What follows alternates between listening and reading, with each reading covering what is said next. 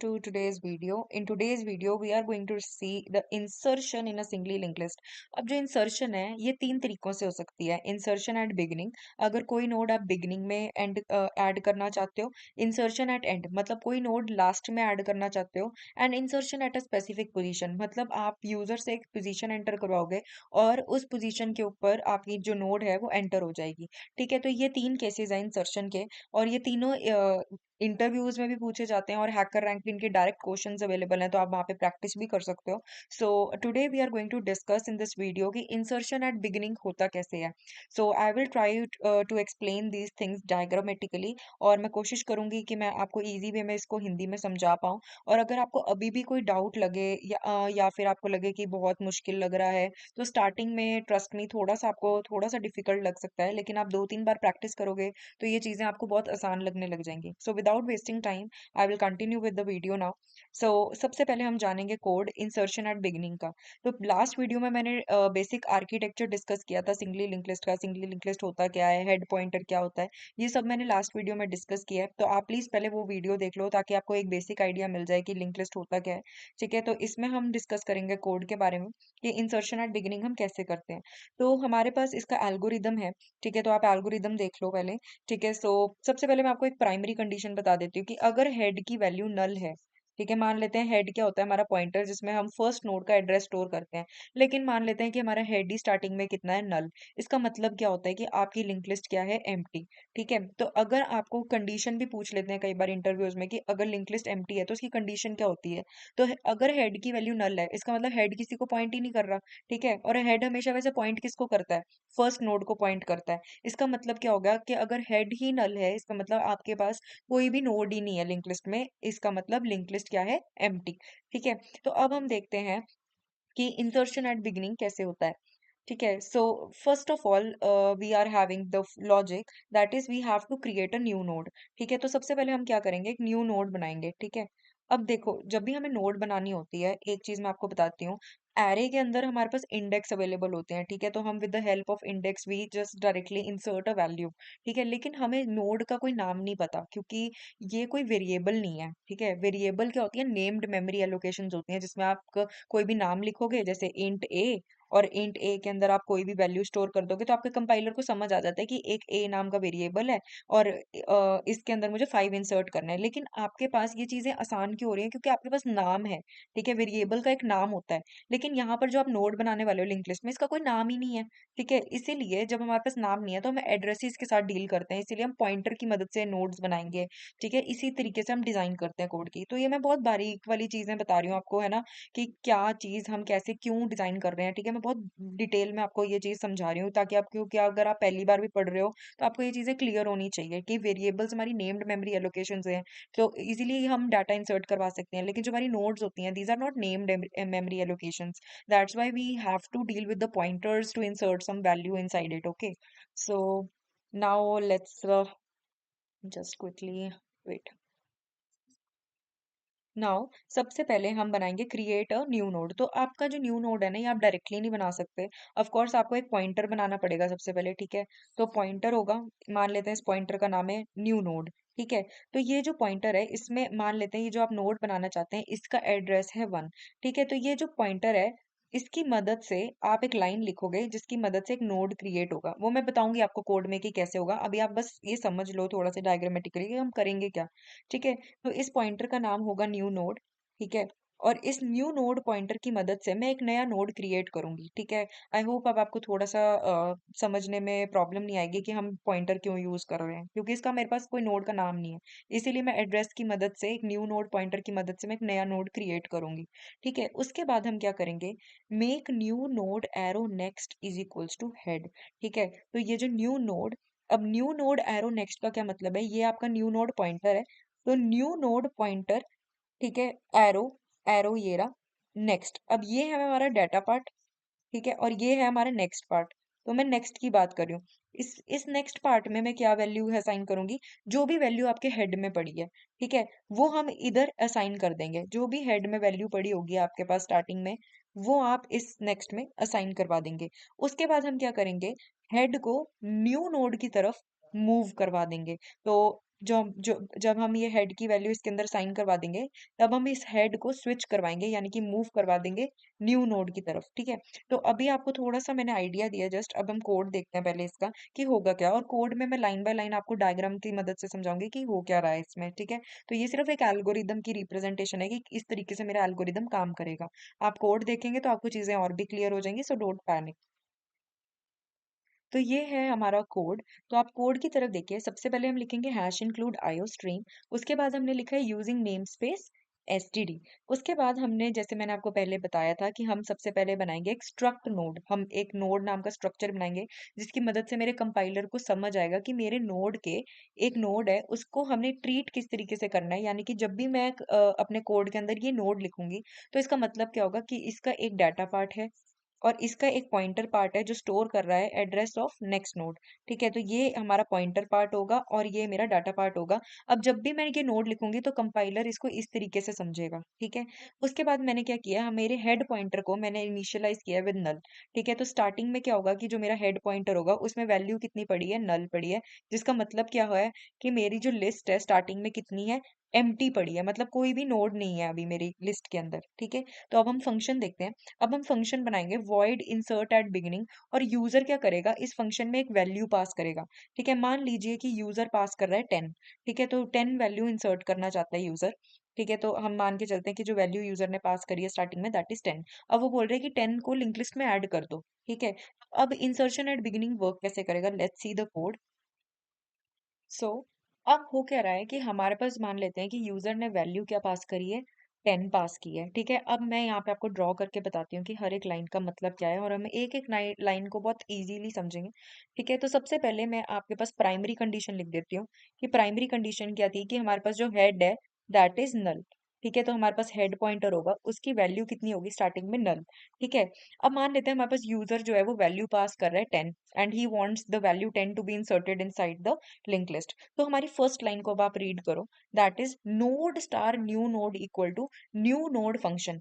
अब ये है क्या, बेसिकली इसका मतलब क्या है, इसका मतलब है हम अपना स्ट्रक्चर कॉल कर रहे हैं। अब स्ट्रक्चर में हमने, हमारे कंपाइलर को समझ आएगा कि हम एक स्ट्रक्चर कॉल कर रहे हैं, और ये न्यू क्या है, दिस इज अ कीवर्ड।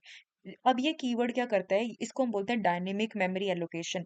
ठीक है, जो हमारे पास ना रैम होती है, रैम के कुछ पार्ट्स होते हैं, तो उसमें हमारे पास हीप मेमोरी होती है।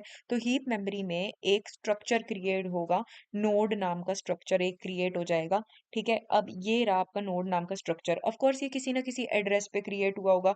मान लेते हैं कि इस, ये 100 एड्रेस पे क्रिएट हुआ है।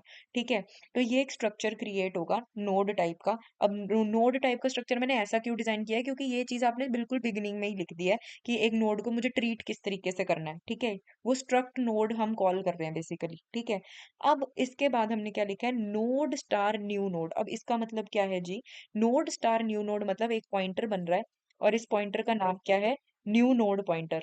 ठीक है, इस पॉइंटर का नाम है न्यू नोड। और इसमें बेसिकली हम क्या कर रहे हैं, ये पॉइंटर क्या कर रहा है, एक नोड का एड्रेस स्टोर करवा रहा है, और वो नोड कौन सी है, ये जो नोड क्रिएट हुई है। ठीक है, तो इसका एड्रेस है 100, तो ये 100 यहाँ पे स्टोर हो गया। अब ये जो है पॉइंटर, ये किसको पॉइंट करने लग जाएगा, ये पॉइंटर इस न्यू नोड को जो आपने क्रिएट किया है, इसको पॉइंट करने लग गया। ठीक है, तो ये, इसको बोलते हैं क्रिएशन ऑफ अ नोड। ठीक है, अब नेक्स्ट लाइन रीड करते हैं, that is new node arrow data is equals to the value. Value जो यूजर पास कर रहा है वो हमने कौन सी ली थी, 10। अब इस नोड के दो पार्ट्स हैं, न्यू नोड एरो डाटा का मतलब आपने इसको रीड कैसे करना है, late me tell you.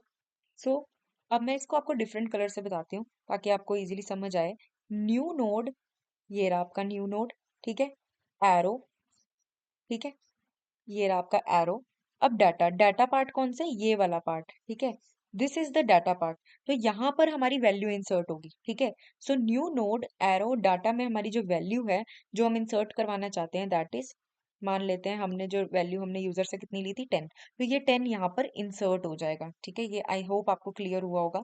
New node arrow data part में हमने कितना इंसर्ट करवाया, 10।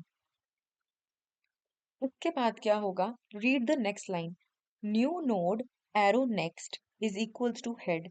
अब न्यू नोड एरो नेक्स्ट को हम किस तरीके से रीड करेंगे, let me tell you. This is new node.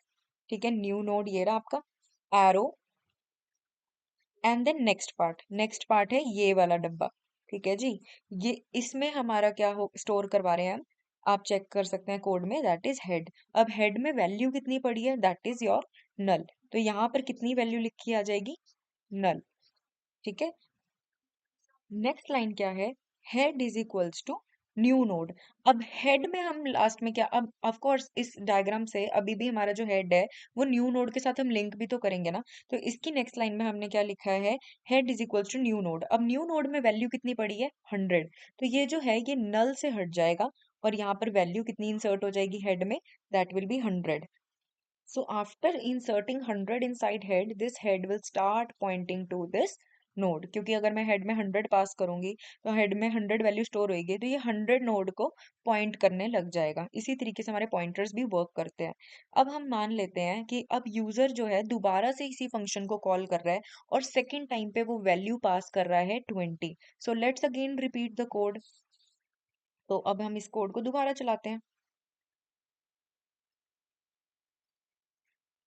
तो मान लेते हैं कि अब जो है यूजर जो है वो फिर से एक नोड क्रिएट करना चाहता है, एंड सबसे पहले हम फिर से लाइन बाय लाइन रीड करते हैं कि होगा क्या। So read the very first line of the code, that is node star new node equals to new node. तो सबसे पहले क्या होगा, एक न्यू नोड बनेगा। ठीक है, और न्यू नोड का मान लेते हैं इस बार एड्रेस है 200। अब ये जो न्यू नोड है वो इस तरीके से क्रिएट होगा। ऑफ कोर्स ये न्यू नोड किसकी मदद से बनेगा, एक न्यू नोड पॉइंटर की मदद से। तो ये जो न्यू नोड पॉइंटर है basically it will have the value 200 now. ठीक है, तो ये आपका न्यू नोड पॉइंटर बेसिकली यहाँ से हट जाएगा and it will start pointing to the new node. ठीक है, तो जो भी आपका न्यू नोड पॉइंटर है वो हमेशा न्यू नोड को ही पॉइंट करता है। ठीक है, so that's why I am erasing it from here and it will start pointing to the new node. So that's why I am writing it over here. ठीक है, तो आपका जो न्यू नोड पॉइंटर है it has started pointing to address 200। ठीक है, इसी की मदद से हमारा जो न्यू नोड है वो क्रिएट हुआ है। ठीक है, तो यहाँ पे मैं आपके रेफरेंस के लिए लिख देती हूँ कि ये रहा हमारा न्यू नोड पॉइंटर। ठीक है, and it has address 200। Read the next line now, that is new node arrow data is equals to the value. ठीक है, तो इसको मैं फिर से आपको ट्रेवर्स करके बताती हूँ। ये रही आपकी न्यू नोड। ठीक है, new node arrow data part, this is the data part. और इसमें हम अपनी वैल्यू इंसर्ट करवा रहे हैं। The value which you want to insert is, मान लेते हैं कि हमारा जो यूजर है that wants to pass 20। So I am writing 20 over here. तो यहाँ पर कितना लिखा आ जाएगा, 20।